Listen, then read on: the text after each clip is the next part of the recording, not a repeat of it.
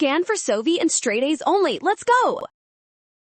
Ionic crystals behave in very specific ways when you apply force. We will quickly analyze this diagram to find the correct characteristic in seconds. First, look at what happens when mechanical stress is applied to the crystal lattice. The external force causes the internal planes of ions to slide past one another very quickly. As those layers shift, ions with the same charge suddenly line up next to each other. These like charges create a powerful repulsive force that pushes the crystal layers apart. This immediate separation causes the crystal to shatter rather than bend. That specific physical property is called brittleness, making option B our final winner.